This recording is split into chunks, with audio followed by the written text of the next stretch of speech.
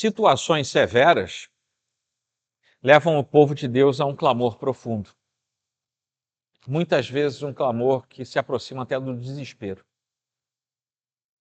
Algumas poucas vezes a Bíblia diz que o Senhor desceu para fazer alguma coisa. Nem todas coisas boas. O Senhor desceu para confundir aqueles que estavam construindo a Torre de Babel. É uma expressão da Bíblia que mostra a enorme preocupação, se é que assim podemos dizer, dessa forma antropopática, que o Senhor se preocupa com alguma coisa, mas seria uma forma de nós conectarmos a nossa própria razão a algo que Deus estava fazendo.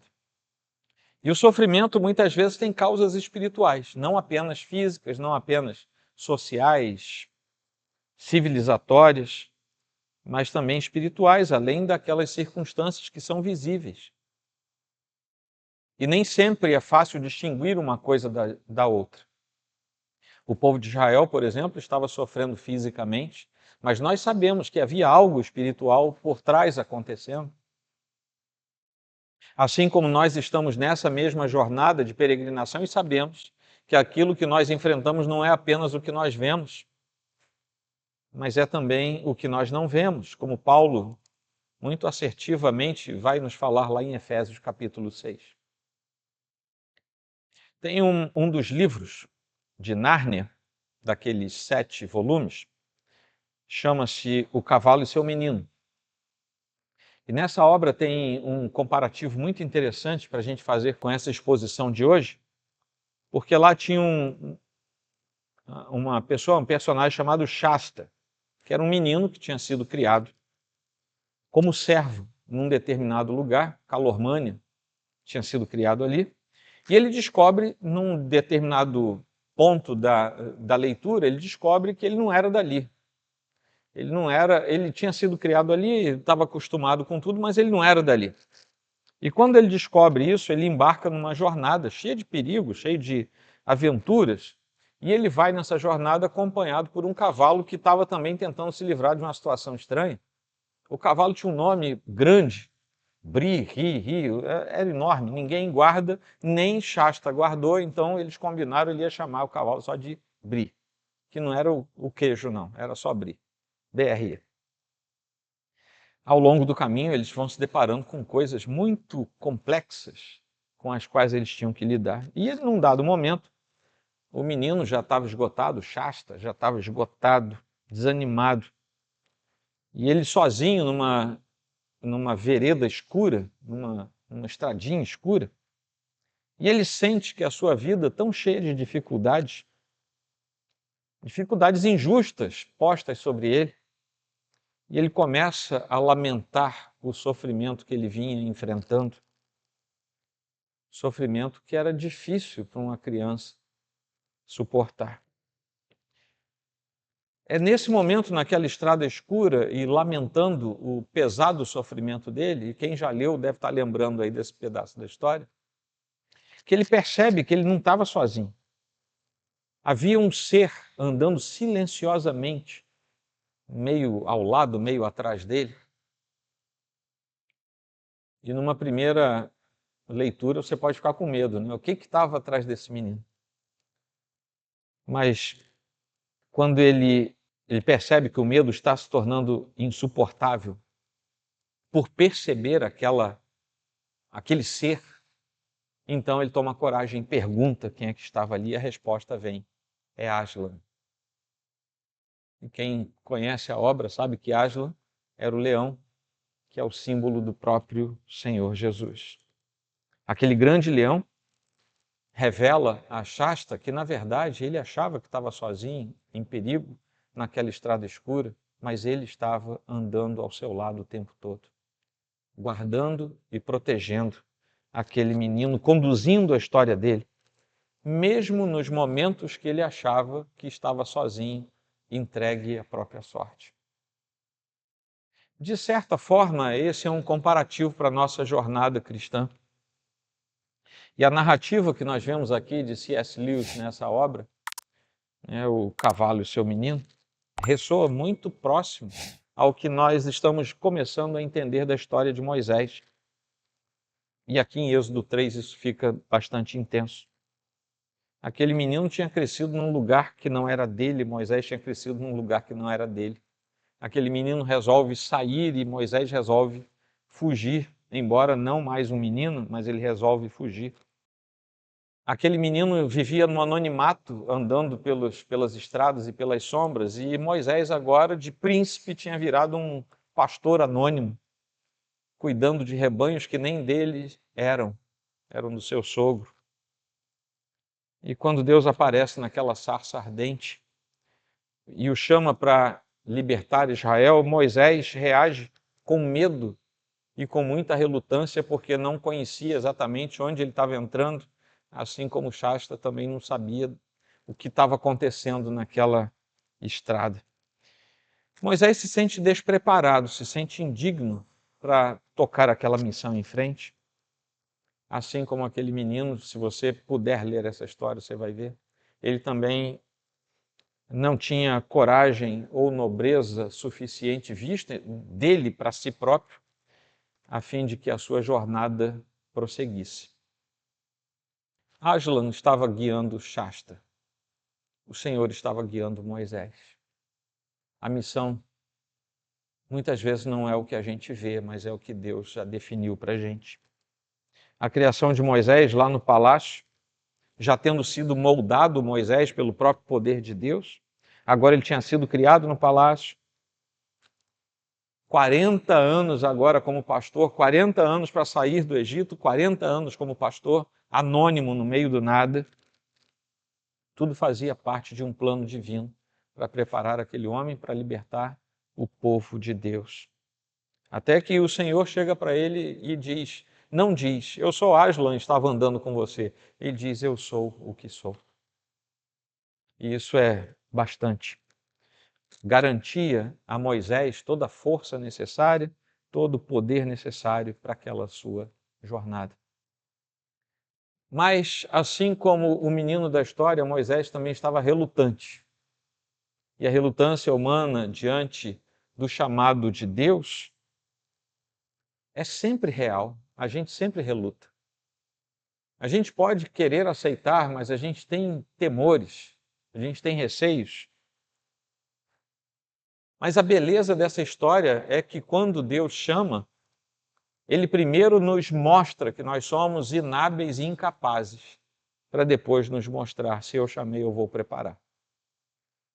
E é assim que ao longo de toda a história da redenção, que pessoas têm sido chamadas e conduzidas por Deus a fazer a sua obra.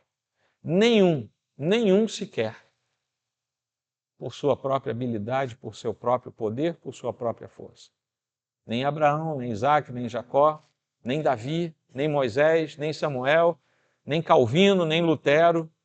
Ninguém serviu ao Senhor, e eu estou falando de gente conhecida, assim como nós podemos falar de milhares e milhares que também são anônimos, mas que continuam fazendo a obra do Senhor. Nenhum deles, nem os anônimos, nem os conhecidos, fez nada pela força do seu próprio braço, mas pelo que Deus os preparava para fazer. Deus nos chama para a sua obra. Deus nos chama para sermos servos fiéis. E nós, às vezes, somos chamados para coisas que a gente tem plena convicção que não vai aguentar fazer até o final. Tenha certeza disso, porque é assim que o nosso coração funciona, principalmente o coração convertido, porque aí a gente tem certeza que Deus chamou o sujeito errado, até Deus mostrar que era com a gente mesmo que ele estava falando. Era o caso de Moisés. O primeiro episódio aqui, que vai até o versículo 12, nos mostra Deus falando. Deus começa a falar com Moisés, aquele homem que estava vivendo como pastor anônimo lá no meio do nada, no meio de uma região semidesértica, cuidando de bicho. Já devia estar com um cheiro de bicho, com mania de quem vivia no campo, tempo demais já lá naquele lugar. Talvez uma parte considerável das boas maneiras, da ética, da conduta de um palácio real já tivessem desaparecido nessa época, que era tempo demais no meio do mato. Ele vai para o lado oeste do deserto e chega até o Monte Horebe. que também é conhecido depois no texto bíblico por nós como Monte Sinai, que é o monte de Deus por excelência, é onde Deus, por diversas vezes, manifesta a sua palavra e onde um tempo depois Moisés vai estar de volta para receber os 10 mandamentos do Senhor. É o mesmo monte. É o Horebe, também conhecido como Sinai. Ali o que parecia ser mais um dia rotineiro na vida daquele pastor, agora largado, anônimo, desconhecido, transforma-se num momento decisivo da história da redenção. Aquela sarça que simbolizava a transcendência e a autoexistência de Deus, que queimava sem arder, que depois talvez só haja um texto semelhante que fala disso, mas não é mais uma sarça, é do amor, vem na pena do nosso grande poeta medieval, que vai falar que o amor queima sem arder. É o uso poético da palavra, que Camões usa tão bem. Mas aqui nós estamos diante do texto em que, muito provavelmente, foi o próprio Moisés quem escreveu depois, e ele próprio fala da singularidade de um Deus que se manifesta, e se manifesta de modo tão contundente, que a sua transcendência e a sua autoexistência são simbolizados num arbusto que queima. Que, aliás, se você olhar depois na hora que a gente sair daqui, a fachada da nossa igreja, o símbolo da Igreja Presbiteriana do Brasil é exatamente esse. É o arbusto que queima, mas não se consome. Deus se revela como Deus dos patriarcas e assim faz uma conexão entre Moisés e a sua ascendência. Você, Moisés, não veio de um lugar desconhecido. Você não veio do Egito. Você não veio de uma família comum. Você veio de um lugar em que existe uma tradição, e essa tradição, que foi começada por 3 patriarcas, Abraão, Isaque e Jacó, foi começada, na verdade, por mim, porque eu estabeleci uma aliança com eles. E é por causa dessa aliança que eu fiz com eles que eu estou chamando você, Moisés. E você vai ter que, humanamente falando, ser o meio pelo qual eu vou cumprir isso na vida do povo de Israel. Porque eu prometi que ia livrá-los, eu prometi que eu ia levá-los para uma terra em que eles haveriam de morar em casas que não construíram, haveriam de comer daquilo que iriam colher sem ter plantado, uma terra que mana leite e mel, numa expressão metafórica que quer dizer tudo de bom e de melhor para o sustento do povo nós vamos encontrar ali. Mais tarde, Moisés, que agora estava conhecendo essa faceta do Senhor, lá em Deuteronômio 4:24, ele vai dizer, cuidado, gente, porque o Senhor é fogo consumidor. Vejam bem, ele não confunde, ele está vendo um arbusto que pega fogo sem se queimar, sem se consumir. Mais tarde ele vai dizer, não confundam as coisas. Aquilo era uma manifestação de Deus e da sua transcendência. Porque, tomemos cuidado, o Senhor é fogo consumidor. Moisés não teve uma má impressão. Ele estava conhecendo quem era Deus. Deus se revela como Deus dos patriarcas, exatamente para reafirmar o seu compromisso de aliança com Israel. E Moisés é chamado para ser o libertador, mas, meus irmãos, diante do chamado, ele hesita. Ele hesita. Ele tem medo. Ele veio da corte, e 40 anos depois ele deve estar lembrando, eles têm guardas. Eles têm exércitos. Eu vou lá falar com o faraó, como é que ele vai me receber? Vejam bem, Deus nos dá uma ordem direta agora, vão lá falar com Donald Trump. Conversem com ele, digam que eu mandei dizer isso assim. A primeira coisa que a gente vai pensar é como é que eu vou falar com ele? Isso deve ter passado pela cabeça de Moisés. As prerrogativas de alguém da nobreza já tinham passado. Eu não sei nem se o faraó que o recebeu, que já era outro, não era o seu avô de consideração mais, não sei nem se ele tinha ouvido falar de Moisés, embora houvesse registro para tudo isso. Mas a sua objeção toma uma frase final: quem sou eu para ir a Faraó? Isso resume tudo isso que eu estou falando. Como é que eu vou falar com aquele homem? Eu sou um pastor, estou aqui com essa cara de quem veio da roça agora. Eu vou chegar lá no palco de Faraó e vou falar com ele. Como é que eu vou entrar naquela câmara real? Como é que eu vou passar pelos guardas? Quem sou eu para ir até ele? E essa é a sua primeira objeção? Até que Deus responde de modo muito categórico, direto, e é uma resposta que serve para a gente hoje, porque ele responde: eu estarei com você. Meus irmãos, a igreja dos nossos dias, ela é frágil no que faz porque ela não se lembra que Deus está conosco. Nós esbarramos nas perguntas mais pueris da conversa cristã. Como é que eu vou pregar ali? Como é que eu vou pregar no condomínio? Como é que eu vou falar para o meu vizinho? A gente não se lembra que a resposta de Deus é simples: eu estarei com você. Talvez Deus não esteja mandando nenhum de nós, pelo menos os mais velhos, creio que não. Não sei se da nova geração surge alguém, vai falar lá no Palácio do Planalto, chega lá e fala para os signatários que estiverem ali reunidos. Não sei, mas o fato é que Deus não está mandando a gente fazer nada de tão complicado. Ele está mandando ir mundo afora e pregar o evangelho, é só isso.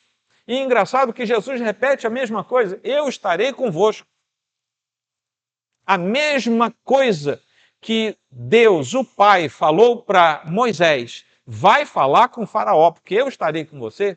Jesus Cristo fala quando reúne os seus discípulos, já após a ressurreição, e diz: vão pregar o evangelho, eu estarei com vocês. Moisés obedeceu, por que a gente não obedece? O chamado de Moisés não se baseia na sua capacidade, mas se baseia na presença e no poder de Deus. A igreja de Cristo não está baseada naquilo que ela própria pode fazer, mas no poder, na direção, na autoridade de Cristo agindo sobre a igreja. Moisés podia ficar tranquilo, nada ia acontecer por causa da sua habilidade. Depois ele vai reclamar com Deus em outro episódio: mas Senhor, eu não sei falar direito. Alguns vão dizer que ele era gago, a tradução é meio nebulosa ali, mas digamos que ele fosse gago. Senhor, como é que eu vou falar com um homem? Eu sou gago. Deus disse: esse é o problema? Não tem problema, chama teu irmão, ele vai falar. Você fala para ele, ele fala. Deus, até nesses meandros, gerou os meios através dos quais Moisés poderia cumprir o seu chamado. Se você for gago, se você não tiver dinheiro, se você tiver problemas de ordem social, de ordem geográfica, nada é problema para obedecer ao Senhor. O problema somos nós. Deus não nos dá uma só ordem que não consigamos cumprir. Muitas delas com esforço. Mas somos capazes de cumprir todas elas. Aí vem o segundo trecho, porque Deus se apresenta, do versículo 13 até o 15, Deus se apresenta. Diante daquele chamado para libertar Israel, Moisés antecipa uma possível resistência, já que não deu certo falar: poxa, eu vou até Faraó, o que eu vou dizer? Aí, como Deus já falou, eu vou estar com você. Aí ele fala: mas e o povo? Já que não deu certo a minha desculpa com o Faraó, vou arranjar uma desculpa agora com o próprio povo de Israel. Ele antecipa a resistência. Qual é o nome desse Deus que me envia? Porque certamente os anciãos de Israel vão me perguntar: que negócio é esse, Moisés? Você aparece aqui dizendo que foi Deus que mandou. Que Deus é esse? Qual é o nome desse Deus? E pela segunda vez o Senhor resolve o problema dele. Mas Moisés, não tem problema, diga: eu sou o que sou. Para nós hoje é uma expressão estranha, mas quando a gente vai ver a conformação, da onde veio essa tradução, é mais ou menos assim. É como se fosse um só verbo declinado, mas que quisesse dizer assim: Eu fui, eu sou e eu serei, mandou você. Ou seja, um verbo já declinado que funciona nos 3 tempos ao mesmo tempo, no passado, no presente e no futuro. Porque essa é a natureza do nosso Deus, ele não tem começo nem fim. Ele era, é e haverá de ser. O nosso Deus é assim. Isso revela uma preocupação pragmática por parte de Moisés, somada a um problema de ordem teológica, porque é como se ninguém conhecesse mais Deus. Até Moisés estava meio sem saber o que fazer com relação àquele ser que se manifesta a ele numa teofania no meio de um arbusto queimando. Gente, isso é cena estranha, isso é cena de filme. Porque a gente hoje está falando, olhando a Bíblia, a gente já conhece o final da história. Mas imagina você tá indo para casa hoje, você olha para um canto, tem uma árvore pegando fogo, uma moita de capim pegando fogo, mas ela não queima. É um fogo que não queima. Você imagina o que você ia fazer? Se fosse no Rio de Janeiro, você ia dar no pé. Né? Você não ia ficar ali para saber o que estava acontecendo, você ia pensar logo um monte de coisa. Vieram dali, fizeram não sei o quê, tal, e você ia ficar com medo. Eu também, tá? Não é só você não, eu também ia ficar com medo. São coisas estranhas que naquele momento houve um convencimento no coração de Moisés de que ele estava falando com Deus. Até porque quando ele vai chegar perto lá atrás, Deus fala assim, espera aí, não avança, tira as sandálias dos pés, porque aqui é santo. E Moisés, ao que tudo indica, ele vai começando a crer. Eu estou falando mesmo com Deus. E aquele discurso vai avançando. Deus se revela como aquele que nessa expressão ele próprio diz, eu sou o que sou. Eu sou um ser autoexistente. Eu fui, eu sou e eu serei. Eu sou aquele que lá atrás, 400 e poucos anos atrás, eu prometi para Abraão, para Isaac e Jacó. Eu sou aquele que muito antes disso criei todas as coisas. Eu sou aquele que está aqui agora falando com você, Moisés. E que amanhã, se você entrar no Egito, eu estarei com você.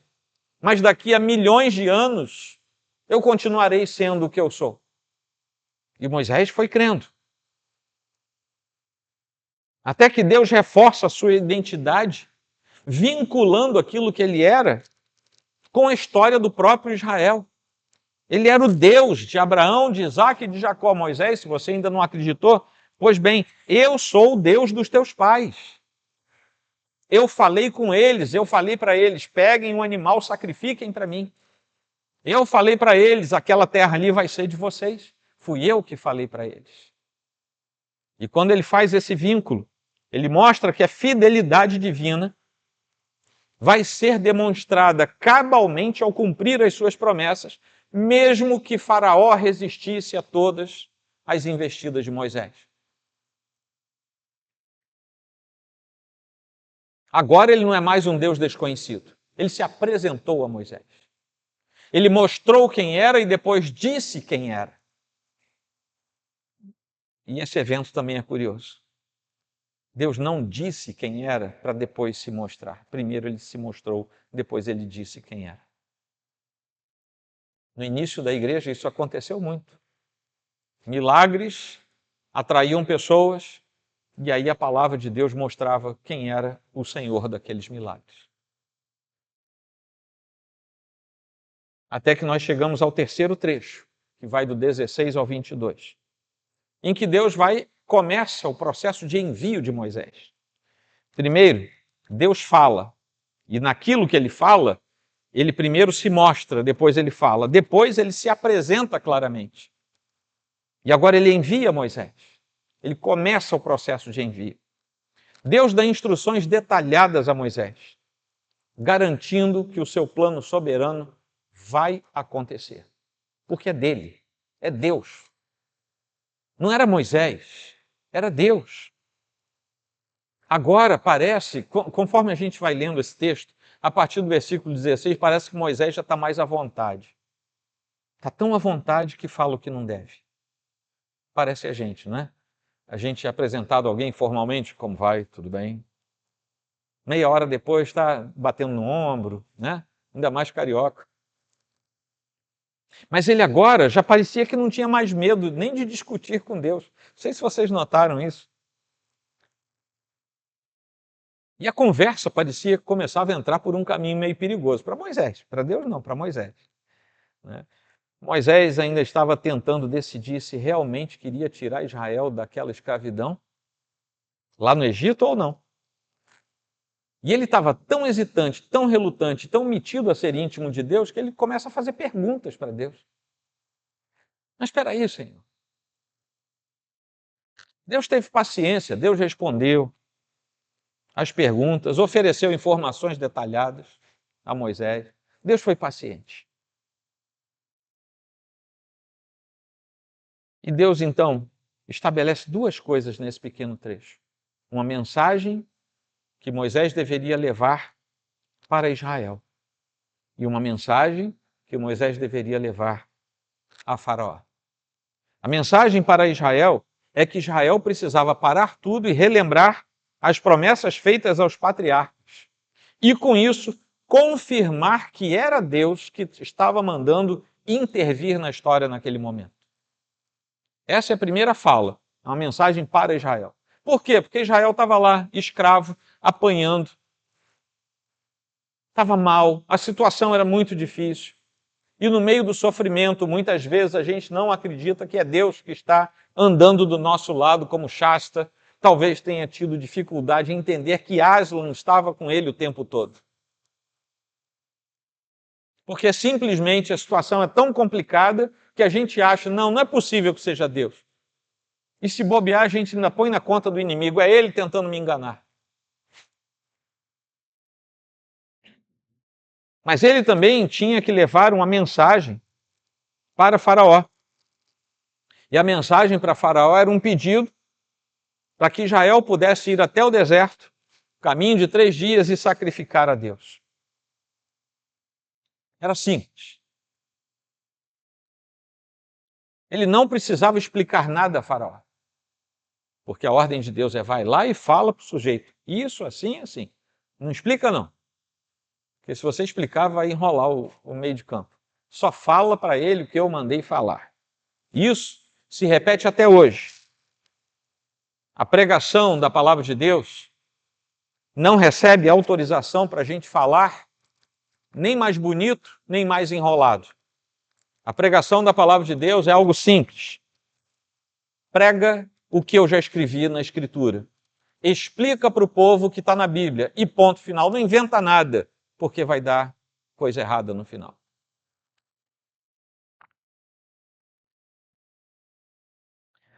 Deus já fala da recusa de Faraó. Moisés, eu vou mandar você falar com o Faraó, mas vai tranquilo, ele não vai aceitar. Mas você vai assim mesmo. Jeremias, vai pregar para o povo. Mas fica tranquilo, ninguém vai te ouvir, mas vai pregar assim mesmo. Joel, prega no Rio de Janeiro no século 21. Ninguém vai ouvir, só vocês, né? Ninguém vai ouvir, mas vai pregar assim mesmo. Você que é vocacionado, você que está se preparando, só que na igreja tem 2 sabidos, né? O Diego e o Fio. Mas deve ter mais gente por aí. Quando você começar formalmente, porque informalmente todos nós já pregamos o Evangelho, pelo menos deveríamos. Quando você começar formalmente, entre no ministério da palavra com uma certeza: não vão querer te ouvir. É uma das vocações mais esquisitas que existem, né? Deus nos chama para falar e já avisa, não vão querer te escutar. E com Moisés não foi diferente. Mas Deus diz, eles vão recusar, Faraó não vai querer ouvir, vai tapar os ouvidos, mas no final eu vou livrar o meu povo. E esse povo que é escravo vai sair de lá cheio de riquezas, ouro, prata e roupas. Com um detalhe curioso que eu não sei se você prestou atenção. Cada mulher pedirá à sua vizinha, versículo 22.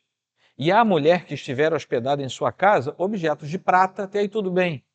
Objetos de ouro e roupas, que vocês porão sobre os seus filhos e sobre as suas filhas. Deus está dizendo, vocês vão sair de um ambiente de escravidão vocês vão parar de apanhar, vocês vão parar de trabalhar como escravos, vão sair de lá com dinheiro, com a garantia de que os filhos de vocês vão ter uma vida diferente daquela que vocês tiveram. Eles vão ter roupa para vestir, eles vão ter prata e vão ter ouro. Deus está dizendo, eu vou libertar meu povo e as gerações subsequentes vão ter benefício por causa disso. Amém, meus irmãos? Vamos concluir e vamos aplicar. A primeira conclusão aqui com a aplicação é que a revelação de Deus na sarça aponta diretamente para a sua santidade e para a necessidade de redenção que paira sobre a nossa raça. E como é que Deus resolve isso? É levantando gente da nossa própria raça de forma vocacionada para dizer para os outros: eu ouvi o Senhor falando e agora eu vou falar para você o que eu ouvi o Senhor falando. Deus não tem o hábito de aparecer hoje para a gente em coisas fumegando, em raios de luz que descem. Tem gente por aí que diz que anda vendo tudo isso. Na história da igreja eu não vejo isso se confirmando. Mas o fato é que a única maneira de entrar na presença de Deus é pelo exercício daquilo que Ele próprio mostra na sarça. É através da santidade. Para tudo porque eu estou aqui, tira a sandália dos pés porque esse lugar é santo. Esse é o jeito de entrar na presença de Deus. Com santidade. Porque sem santidade, sequer veremos Deus.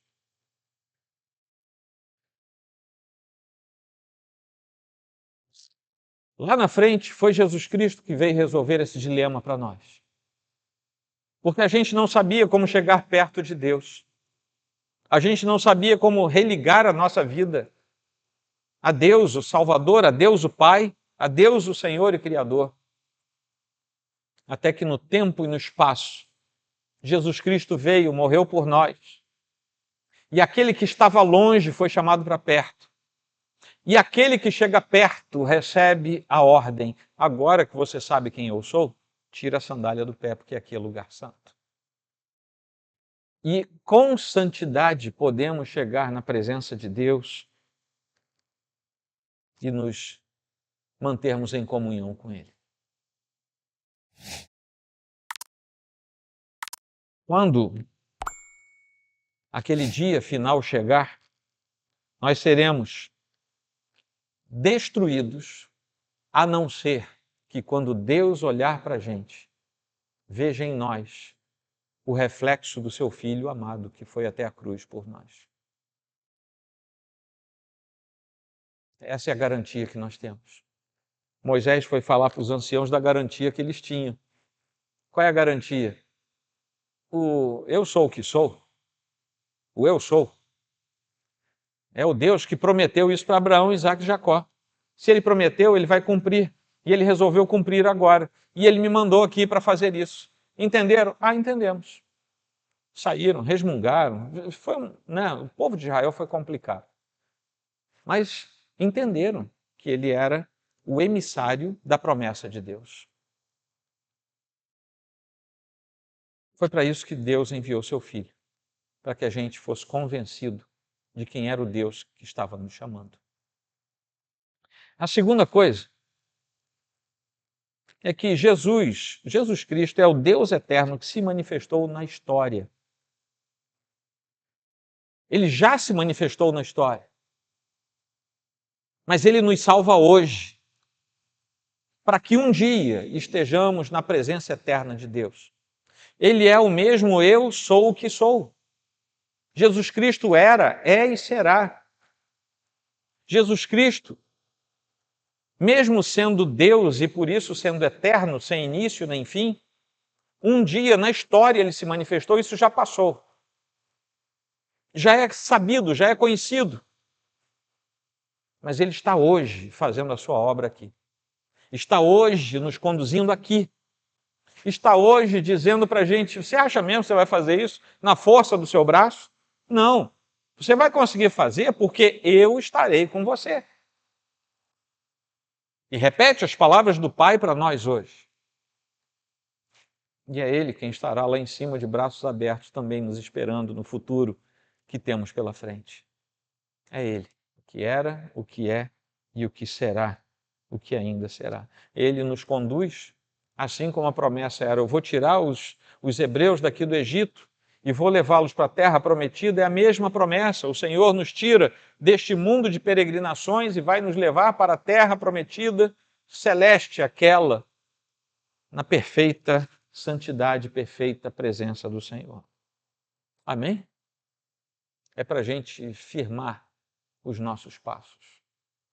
Terceira conclusão é que Deus chama cada cristão individualmente, usando a sua palavra, para convencer da necessidade da salvação. Opa, eu falei chama cada cristão, mas para convencer da necessidade da salvação?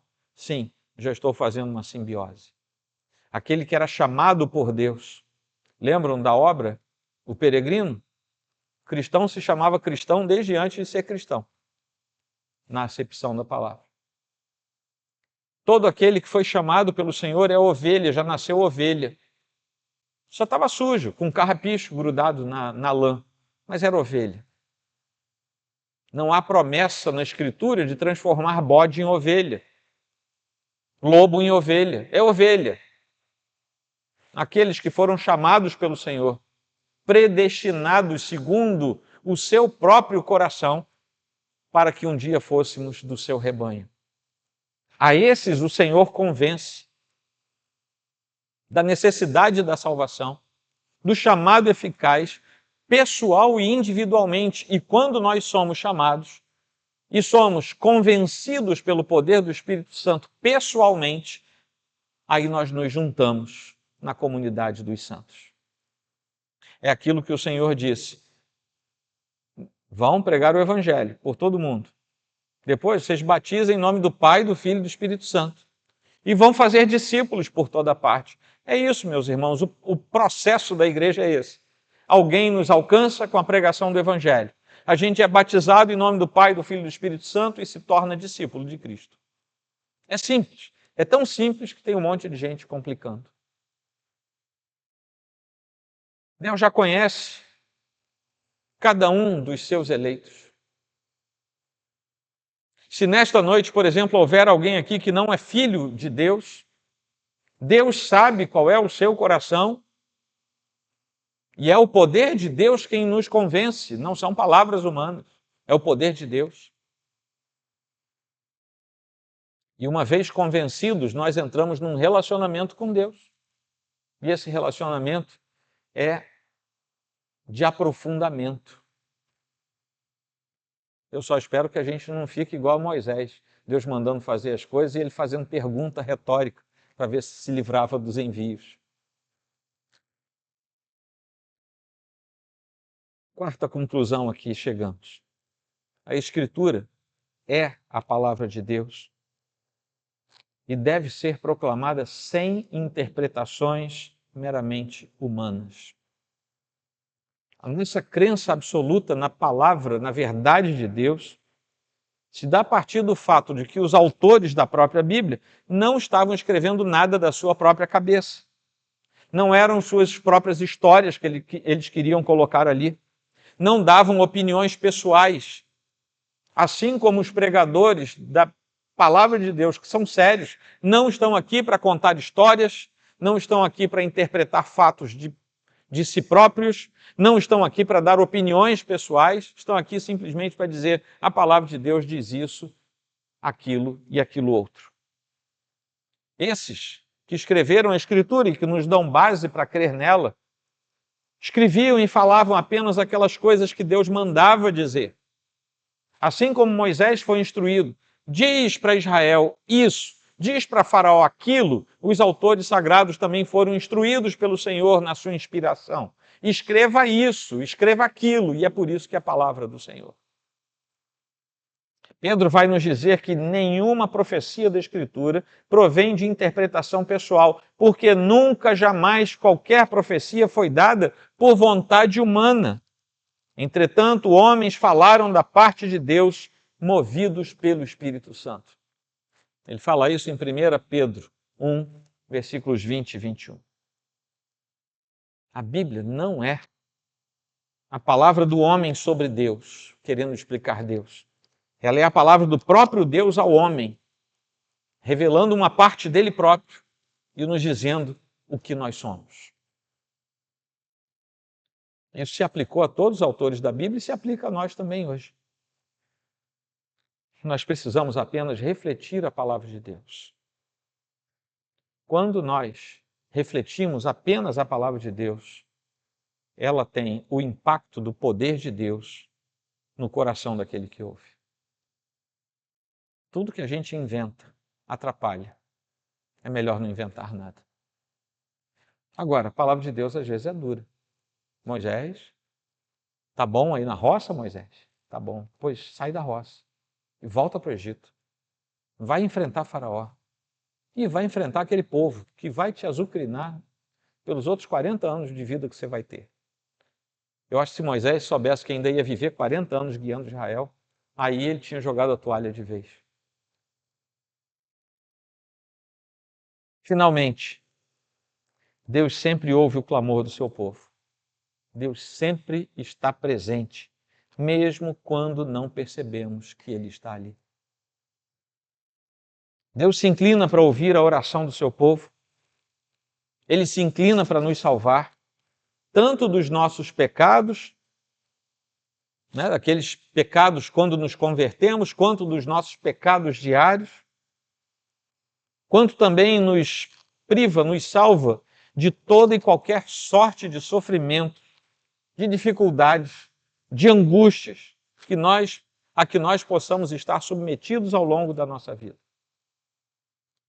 Teremos aflições, sim, mas Deus nos chamou para sermos contentados na presença dEle, sabendo que aquilo que nós fazemos é porque Deus nos mandou fazer. Em momento algum, Deus falou assim: Moisés, vai lá falar com o Faraó para livrar aquele povo, que você vai se sentir extremamente feliz. Não, ele deu uma ordem. A alegria de Moisés se concentrava na obediência a Deus, o que nós vamos ver depois na história dele. E mesmo assim, o Senhor nos dá lampejos de alegrias ao longo da nossa vida, inclusive no ministério, inclusive na vida com a igreja.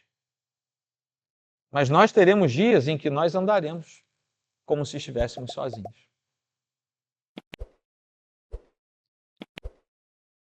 Muitos dias nós vamos ter a impressão que somos Shasta andando pelo caminho escuro. Mas sempre que nós nos percebemos como se sozinhos estivéssemos, nós também vamos descobrir que o Senhor andava ao nosso lado o tempo todo, como Aslan estava o tempo todo andando ao lado de Shasta. O tempo todo somos guiados. O tempo todo somos guardados. O tempo todo somos acarinhados pelo Senhor, mesmo quando não percebemos, mesmo sem notar. A gente pode pensar que está sozinho, mas jamais isso ocorre a um filho de Deus. É possível que você se encontre sozinho na natureza humana, mas você nunca estará sozinho sendo filho de Deus, porque Deus nunca nos abandona. A gente sobe montanha, desce montanha, passa por vales, enfrenta questões, e lá está o Senhor conosco, para nos guardar e nos proteger. Amém? Vamos inclinar nossa fronte. Senhor Deus, guarda o nosso coração para que nunca pensemos que o Senhor nos deixou sozinhos. Guarda a nossa vida para que sintamos sempre, ó Deus, por graça, por misericórdia da Tua parte, aquela Tua presença que revigora o nosso coração. Se o Senhor nos mandar ir, que o Senhor também nos dê os meios e a coragem. Se titubearmos e hesitarmos, que o Senhor tenha paciência conosco e nos ajude a entender os Teus planos. Se o Senhor nos mandar ir para quem não vai nos ouvir, que tenhamos o empenho do Senhor para fazer isso segundo a tua vontade. E que nós sejamos instrumentos do Senhor. Sabemos que depois Moisés foi um dos maiores servos do Senhor de toda a história, mas ele teve que passar por esse começo. Que assim também seja conosco. Não te esqueças, ó Deus, de sondar os corações aqui presentes. E se algum coração que está aqui não tiver o Senhor Jesus como seu único e suficiente Salvador, que esta seja uma noite de conversão. E que o Senhor, que hoje se manifesta a partir da cruz, se manifeste a todos os que estão aqui. Que ninguém saia daqui sem ser filho de Deus. E que isso seja para a glória do teu nome. É como nós oramos em nome de Jesus Cristo. Amém.